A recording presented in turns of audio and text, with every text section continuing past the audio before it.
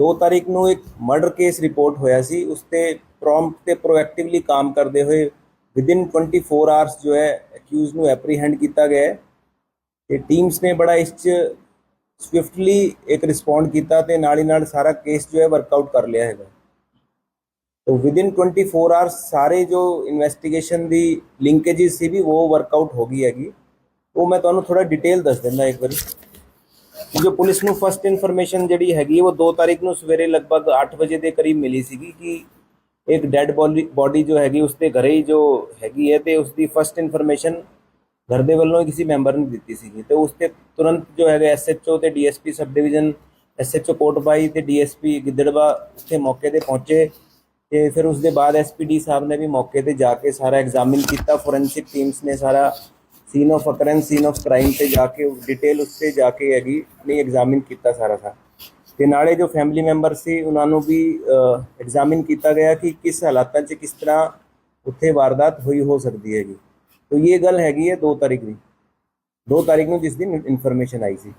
ਫਿਰ 2 ਤਾਰੀਖ ਨੂੰ ਬੇਸਿਕਲੀ ਜੋ ਉਸਦੀ ਆਟੋਪਸੀ ਤੇ ਫਿਰ ਕ੍ਰੀਮੇਸ਼ਨ ਉਹ ਹੋਣ ਦੇ ਬਾਅਦ ਜੋ ਹੈ ਤਫਤੀਸ਼ ਤੇ ਸਾਰਾ ਧਿਆਨ ਦਿੱਤਾ ਗਿਆ ਤੇ ਉਸ ਦੇ ਬਾਅਦ ਜੋ ਵੀ ਲੀਡਸ ਮਿਲੀ ਉਸ ਤੇ ਟੈਕਨੀਕਲ ਇਨਪੁਟ ਤੇ ਹਿਊਮਨ ਇੰਟੈਲੀਜੈਂਸ ਤੇ ਬਾਕੀ ਇੱਕ ਫੀਲਡ ਫਾਰਮੇਸ਼ਨ ਦੀ ਇਨਪੁਟ ਤੇ ਸਾਰੀ ਕਾਰਵਾਈ ਕੀਤੀ ਗਈ ਤੇ ਸਾਰਾ ਕੇਸ ਫਿਰ ਵਰਕਆਊਟ ਹੋਇਆ।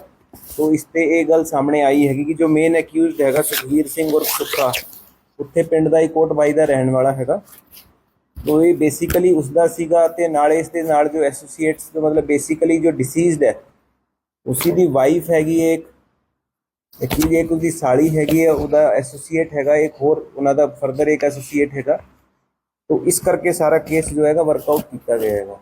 तो बेसिक इस एनिमिटी ये सीगी कि ये जिहड़ा डिसीज सीगा ये अपने घरे ही दा माहौल थोड़ा ठीक नहीं सीगा, अपनी वाइफ नू कुटदा सी वटएवर जो भी इशूज सीगे। तो उस बेस पे फिर इहदा जो एक एसोसीएट सी उन्हें इस चीज़ का अगे प्लान किया कि ये बंदे दा घरे ये माहौल हैगा। तो उसके फर्दर इन्होंने प्लानिंग करके इस चीज़ नू उस दिन 1 तारीख की रात को ये प्लान करके सारा होया हैगा।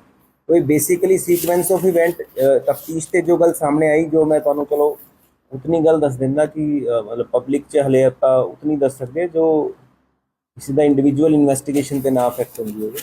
तो लगभग 12:30 बजे के करीब जो है जो डिसीज्ड है वो किसी थां लिकर पी रहा सीगा। तो उसके बाद ही अपने घरे आया लगभग 12:30 पौने 1 के करीब। तो ये जो सुखा हैगा ये उत्थे नियर बाय या उत्थे उसनू फॉलो कर रहा सी। इनू इन्फॉर्मेशन जब मिल गई कि हाँ ये घरे आ गया हैगा तो देवर मतलब ये उत्थे छिपे हुए सीगे। जो उन्होंने घर सीगा उत्थे जो रूफ टॉप पे ये सारे छुपे हुए सीगे। लगभग जब 1-1:15 बजे की गल होएगी रात में तो इन्होंने डेलीबरेटली उस चीज़ नू करन लई CCTV जो सीगे उत्थे जो लगे हुए सी उन्होंने भी डेलीबरेटली बंद किया ताकि वो चीज़ कंसील हो जाए पता ना चल सके।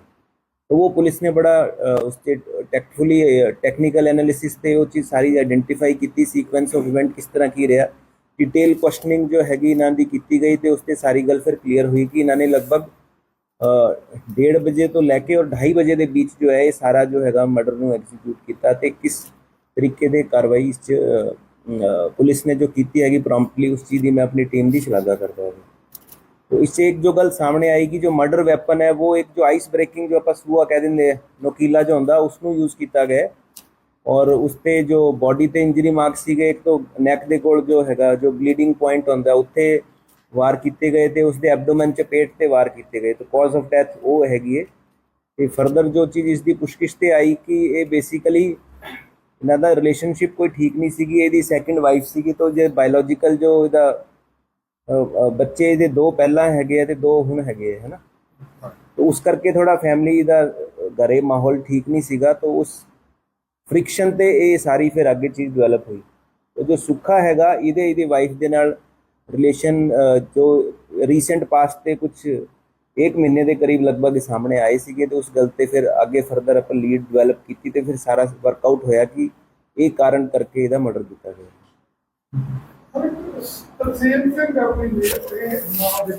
ये तरसेम सिंह दा इहदा लवी जो नवदीप सिंह है ना लवी इहदा एसोसीएट हैगा बेसिकली। तो ये इन्होंने मौके के हिसाब नाल उत्थे इकट्ठे सीगे ते इसनू एग्जीक्यूट करन नू सारे मर्डर ते इकट्ठे ही सीगे उत्थे। ਪਿੰਕੀ ਜਿਹੜੀ ਕਰਨਾਲ ਦੀ ਰਹਿਣ ਵਾਲੀ ਹੈ, ਇਹਦੇ ਆਪਰੇਸ਼ਨ ਦਾ ਕੋਈ ਲੱਗਿਆ ਹੈ ਮੁਦੀਨ ਨਾਲ? ये ਇਹਦੀ ਸਿਸਟਰ ਹੀ ਹੈ ਬੇਸਿਕਲੀ ਨਾ, ਜੋ ਡਿਸੀਜ਼ ਦੀ ਵਾਈਫ ਹੈ ਉਹਦੀ ਸਿਸਟਰ ਹੈ, ਸਾਲੀ ਹੋਇਆ ਉਹਦੀ। ਕਿੰਨਾ ਟਾਈਮ ਪਹਿਲਾਂ ਇੱਥੇ ਆਈ ਸੀ? ਨਹੀਂ, ਉਹ ਇਹਦੇ ਘਰੇ ਹੀ ਰਹਿੰਦੀ ਸੀ। ਹਾਂਜੀ।